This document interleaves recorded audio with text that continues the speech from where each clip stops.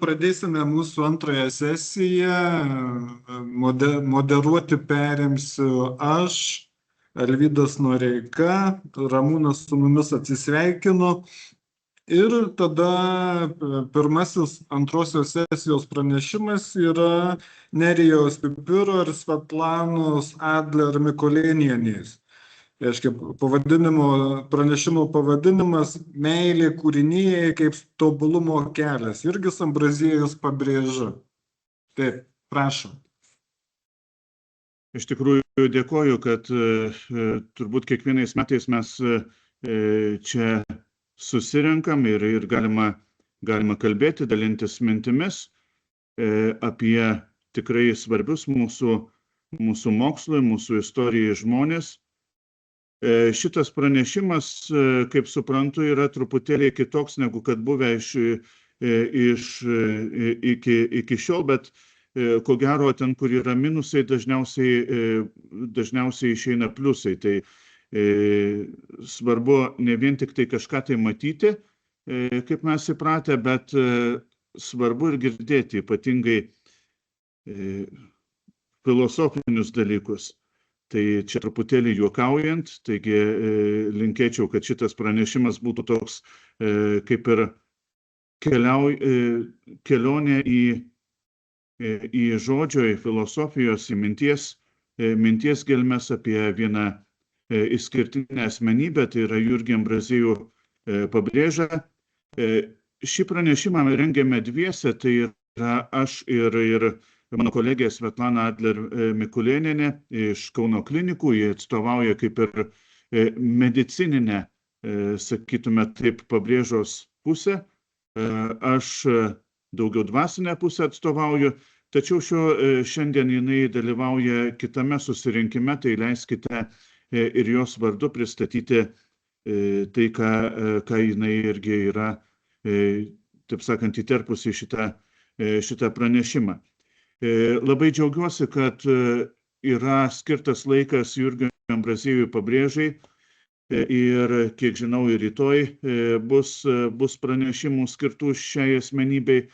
Apie ją kalbėta daug ir ypatingai šiais metais, kada minim jo gimimo jubiliejų 250 metų.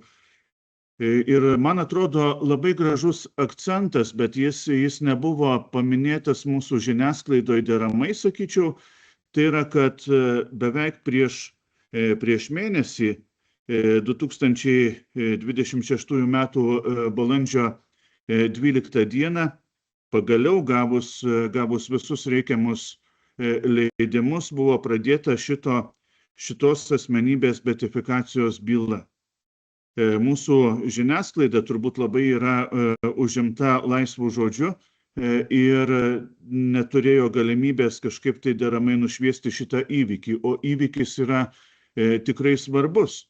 Ir tai, man atrodo, tai yra mano asmeninė nuomonė, kad tai yra vienas pagrindinių įvykių, kuriuo mus apdovanoja pats Dievas, tai yra minint šios asmenybės 250-asias gimimo metinės. Juolab, kad tas troškimas, jog šitas mokslininkas ir dvasininkas kartu būtų tarp šventųjų, pripažintas šventuoju, buvo labai seniai.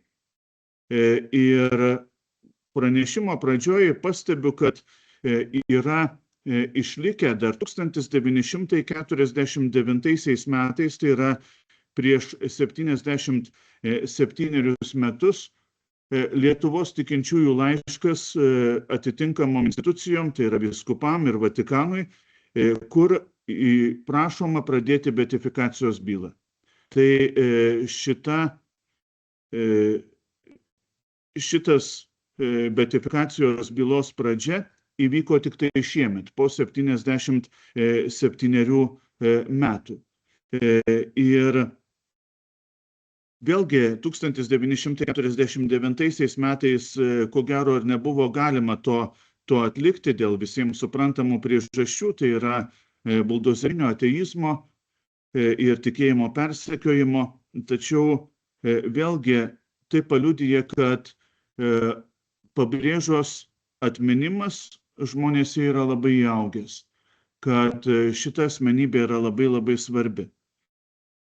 Kuo jis svarbi? Iš tikrųjų, šiandien norisi per šio pranešimo metu žvelgti į Pabrėžą kiek kitų aspektų, nei kaip į mokslininką, botaniką, mediką, bet kaip į žmogų, kuris sugebėjo atrasti sąsajas tarp tikėjimo, tarp religijos, tarp dvasininko pareigų ir mokslinės veiklos. Ir tai yra, manyčiau, kad pranešimų, kurie buvo iki šiol, tam tikra tąsa, su galbūt lietuvišku, paprastesniu kokiu akcentu. Taigi, kuo Jurgis Ambraziejus Pabrėža yra mums pavyzdys. Ir siekiant atsakyti į šį klausimą, noriu stabtelėti ties vienu vieninteliu jo biografijos momentu, nes apie jo biografiją yra daug kalbėta ir turbūt dar bus daug kalbama, tai iš tikrųjų nestabtelsiu ties kitais momentais, tik tai vienu vieninteliu. Ambraziejus Pabrėža gimė gana gausioje šeimoje. Tėvai augino 3 sūnus ir 4 dukteris. Didelę įtaką būsimam kunigui ir mokslininkui darė gimtųjų laukų žaluma, šeimos tradicijos. Ir 1785 metais jis pradeda mokytis Kretingos mokykloje, kurią baigė 1792 metais. Vėliau studijuoja Vilniuje. Čia mokosi istorijos, anatomijos, botanikos, chemijos, chirurgijos, fizikos, teisės pagrindų, be abejo teologijos, ir prie to galbūt ir nereikėtų stabtelėti ilgėliau. Atkreiptinas dėmesys, kad Jurgis Ambraziejus Pabrėža lygia dalimi domėjosi ir fiziniais, ir moraliniais mokslais. Visgi sunku pasakyti, kur yra ta riba, kur yra kokia nors priežastis paskatinusi Pabrėžą praverti Varnių kunigų seminarijos duris. Tai yra tos pačios seminarijos, kuri 1865 metais buvo perkelta į Kauną.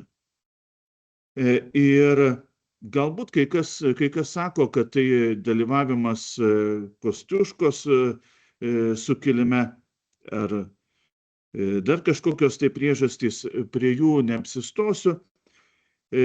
Kunigas Ruškys mano, kad pašaukimą kunigystėn Pabrėža pajuto rimtai studijuodamas ir kreipdamas ypatingą dėmesį į šio ir pomirtinio gyvenimo problemas.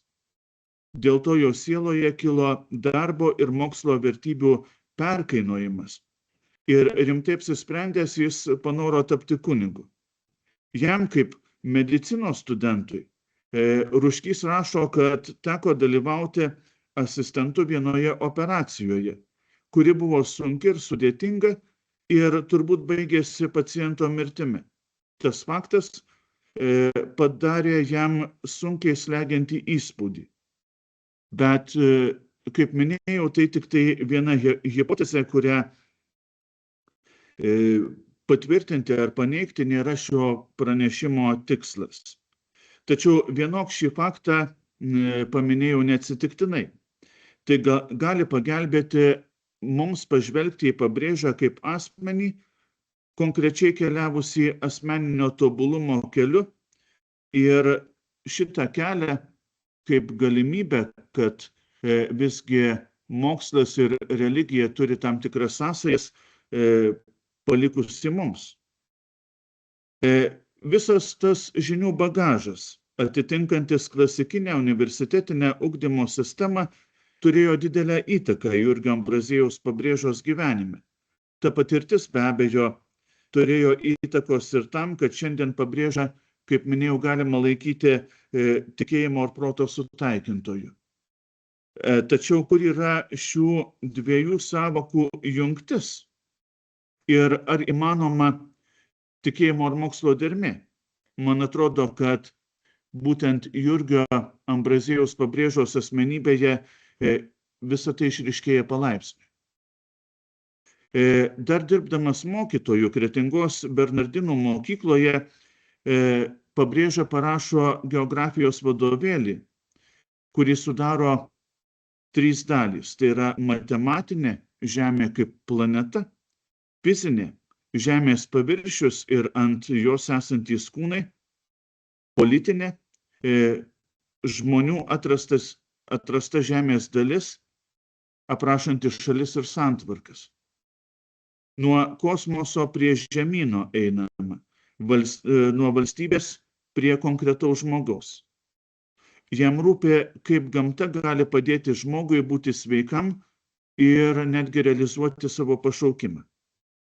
Pabrėža rinko ir aprašė Žemaitijos augalus, domėjosi liaudies medicina ir parengė 41 sveikatos priežiūros ir farmacijos darbą. Jis priimdavo ligonius, negalinčius susimokėti daktarui. Gydydavo juos, aprūpindavo vaistais ir padėdavo atgauti sveikatą. Kaip kunigas į pamokslus įpindavo žinių apie ligų prevenciją, įvairių susirgimų pasekmes, žalingus įpročius, rūpinosi žmonių higienos įpročiais ir mėgo kartoti tokį pasakymą: daktarų klausyk, vaistus gerk, paživnasties neatmesk, išgyti norėk, idant Dievui galėtum tarnauti, nebijok ligos, kad nebūtum priešingas Dievo valiai, o pagaliau ir numirti būk pasiruošęs, jei taip Dievas nori, idant jį danguje garbintum. Pabrėža žinomas ne vien tik tai kaip gydytojas ir pamokslininkas, bet kaip nuodėmklausys ar dvasios tėvas. Valančiaus dėka iki mūsų dienų yra išlikusi sąžinės apyskaita parengta Pabrėžos ir pagrindinės nuodėmės prieš Dievo meilę, čia Pabrėža jas įvardyja kaip neapykantą ar papiktinimą. Pabrėža perspėja, kad pirmiausia šėtonas iš tikinčiųjų stengiasi atimti svarbiausią dvasios ginklą, tai yra Dievo pažinimą. Tai reiškia, didžiausia rizika iškyla tada, kada per mokslo žinias žmogus ima nenorėti pažinti Dievo. Taip pagal Pabrėžą. Tačiau ir pats Jurgis Ambraziejus Pabrėža suvokė, kad neužtenka vien tik tai kitus tobulinti, pačiam reikia taip pat keliauti tobulėjimo keliu. Ir dirbdamas parapijose jis rašydavo savo asmeninius pasiryžimus ir atkreiptinas dėmesys, kad kuo toliau, tuo tų pasiryžimų daugėja. Taigi truputėlį subendrintai tiek Šiluvoje, tiek kitose parapijose, kai jisai dirbo dvasininko darbą, tie pasiryžimai yra tokie: kuo tobuliau atlikti savo pareigas, gyventi taip, lyg šiandien reikėtų mirti, nepykti ir neįžeisti kitų net mintimis, be reikalo nepalikti savo parapijos, saugotis blogų ir nenaudingų bei tuščių minčių, negerti alaus nei degtinės, nevalgyti vakarienės, saugotis godumo. Yra užrašyti tokie žodžiai: valgyti tik su abejingumu, kaip šiaudus į maišą kemšant, kad širdis visuomet išliktų pakelta aukštyn. Valgant turėti mintyje tokią tikėjimo tiesą ir visą skonį nuo savęs atstumti. Taip pat jis ryžtasi būti gerų žmonių sielų ganytojų ir gydytojų. Juozo Tumo Vaižganto žiniomis Pabrėža net ir gydydamas ligonius nepraleisdavo ilgų maldų. Vaižgantas yra užrašęs: atėjus tam tikram laikui, palikęs svečius pypkiauti, pabrėža eidavęs į kambarį ir kiaurai per 3 valandas klūpodamas prieš prikryžiuotąjį meditavęs. Tik pabaigęs savo dieviškąją praktiką ir beišeidamas pas ligonius išeidavo pas ligonius ir lankytojus. Na, šiandien tokia praktika atrodytų turbūt keistoka, kaip galėtume palikti ligonius, kurie ir taip yra kenčiantys ir galbūt kokią sunkesnę ligą sergantys ir eiti melstis. Bet pabrėža tą darydavo iš tikėjimo ir konkrečios, taip sakant, mokslo sintezės, iš tikėjimo ir proto sutaikinimo, taip sakant, galimybės. Jis viską darė iš to, kad jam buvo, kaip jis pats pripažįsta, buvo duota dangaus, buvo duota Kristaus. Ir nedarė skirtumo tarp gydytojo pareigų ir tikinčiojo žmogaus pareigų. Būdamas vienuolyne, gavęs viršininkų leidimą, taip pat ir čia gydė žmonės. Daug turėjo žinių medicinos srityje, rašo kunigas Ruškys. Turėdamas didelį patyrimą, rūpinosi patarnauti žmonėms ir kūno reikaluose. Sergantiems duodavo patarimus ir juos gydydavo. Daugiausia vaistus gamindavo iš surinktų žolelių. Tačiau į jo celę pirmiausia įeidavo vyrai. Vyrams buvo leidžiama ateiti į jo kambarį. Tuo tarpu moterys pasilikdavo svetainėje. Atėjus maldos laikui, jis išeidavo melstis ir tik pabaigęs maldas, kaip jau kalbėjau, sugrįždavo pas ligonius toliau tęsti savo patarnavimo. Dar vienas jo pasiryžimas tai yra būti šventu ir nepeiktinu. Šventu kūnu ir siela, gyvenimu, pavyzdingumu, mokslo, girtinu elgesiu. Taip pat būti visiems tėvų ir brolių. Jis yra užrašęs. Kunigo šventumas reikalauja ne tik tai būti be žymaus nusikaltimo, bet ir be mažiausio nusikaltimo. Kunigui reikia turėti gerą vardą. Kartu jautriai ir stropiai jį saugoti, nes blogas kunigo vardas užmuša sielas. Negana to, kunigas privalo turėti savo širdyje Dievo ir artimo meilę, kad šventu uolumu bei stropumu galėtų žadinti ją žmonių širdyse, būti visiems bendrai ir kiekvienam atskirai tėvų ir brolių. Pirmiausia, rūpinti sielų išganimu ir kartu padėti kūno reikaluose. Ką Ambraziejus pabrėža, patardavo tikintiesiems siekiantiems tobulumo. Ir čia radau tarp gausybės išlikusių jo paties straipsnių ir straipsnių apie jį žodį savo mokiniams. Šitas žodis datuotas 1821 metais, kada jis atsisveikino su mokytojo tarnystę Kretingos pranciškonų mokykloje.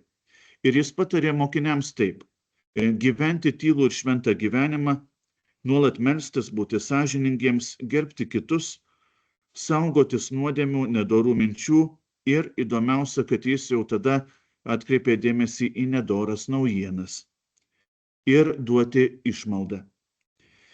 Taigi, Jurgio Ambraziejaus pabrėžos gyvenime ir veikloje ypatingai ryškūs du dalykai. Tai yra pirmiausia ieškojimas Dievo, atrandant save.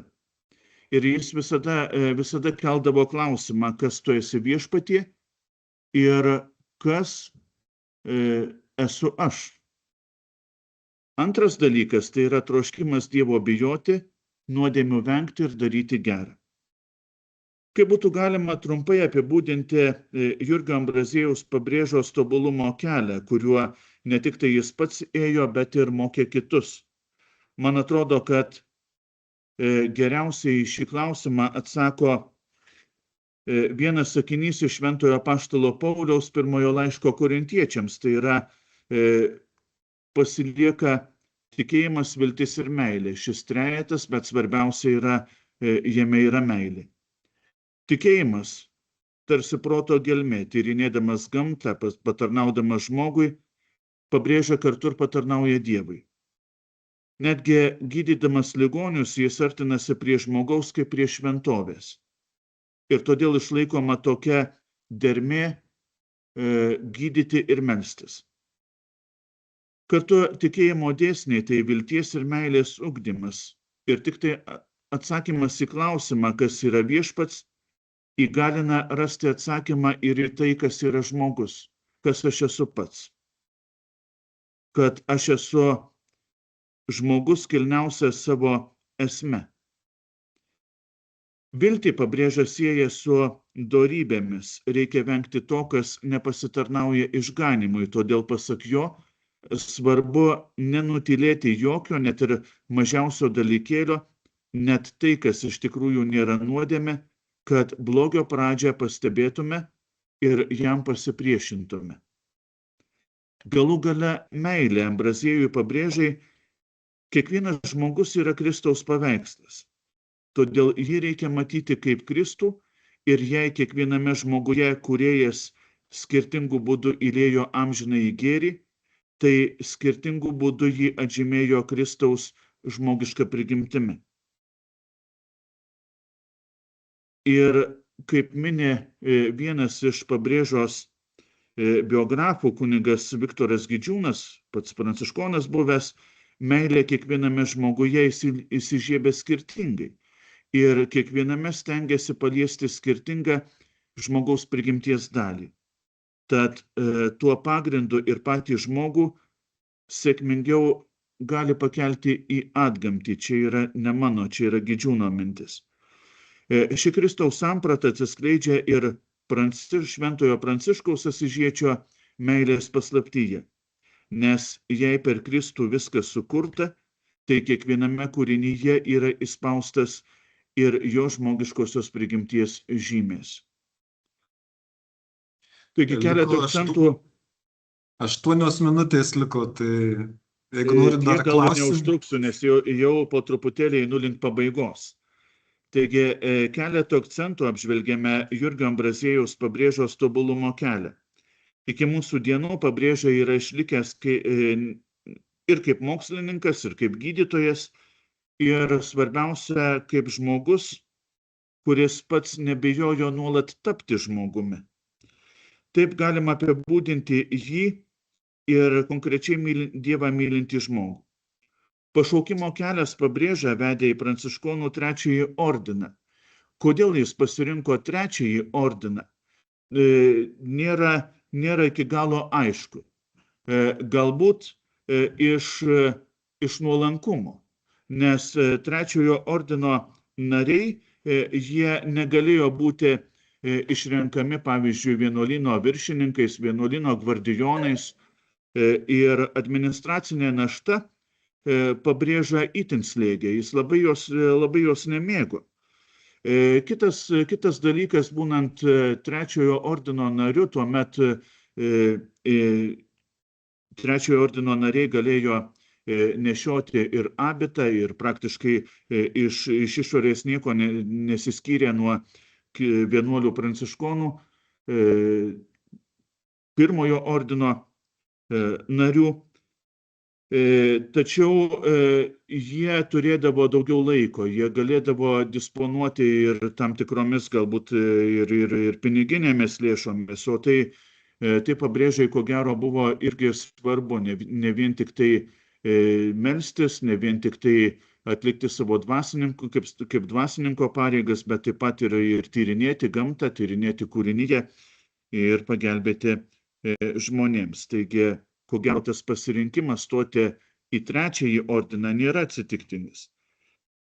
Ir vėlgi, tai sakyčiau, natūraliai išplaukia iš troškimo svarstyti apie kūrinyje ir žmogų kaip jos viršūnę, siekti šventumo per tarnystės ir mokslo sintezę ir kartu būti laisvam, kaip minėjau, nuo galimybės būti paaukštintu.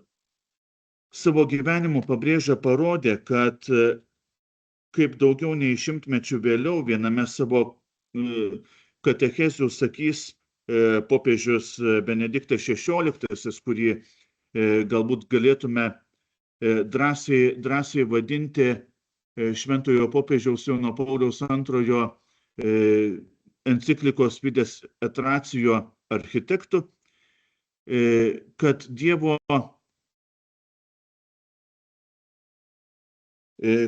meilė žmonėms ir visiems Dievo kūriniams kūrinijoje skleidžiasi per kūrėjo išmintį ir palankumą, o per gamtą Dievas kalba su mumis. Taigi, taip per gamtą tikrovė tampa mums suprantama ir mes galime, matydami mūsų supančią gamtą, supančią aplinką, kalbėti apie Dievą ir kalbėti su Dievu. Tai tokios būtų pagrindinės mūsų pranešimo mintys. Dėkoju, kad išklausėte ir galbūt yra kokių nors klausimų ir pasvarstymų. Ačiū. Tai klausimų yra salėje ar online? Kaip? Pakanka.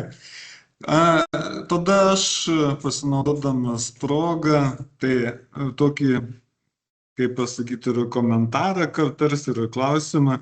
Yra toks Vytautas Kavolis ir jis yra lietuvių kultūros istorijos tyrinėtojas ir vieną savo straipsnį anglų kalba yra paskyręs pabrėžus pamokslų analizė ir iš tų pamokslų turinio jis daro išvadą, kad ten formuluojami tokie savidisciplinos reikalavimai yra labai panašus į protestantizmą.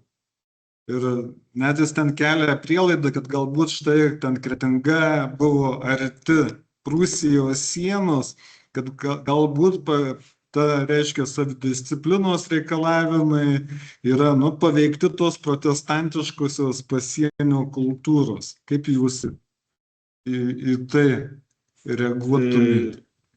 Iš tikrųjų, pirmiausia, tai reiktų gal pripažinti, kad prie Pabrėžos pamokslų dar reikėtų prisėsti ir žinau, kad jie yra išlikę, bet kol kas dar jų nesu perskaitęs ir manyčiau, kad Vytauto Kavolio straipsnyje ten išdėstyti argumentai visgi turi tam tikro realaus pagrindo, nes tiek Pabrėža, tiek ir kiti turbūt mąstytojai ir šiuolaikiniai pamokslininkai, jie visada stengiasi atsakyti į laikmečio ir situacijos iššūkius. Tai manyčiau, kad Pabrėža tikrai daugybę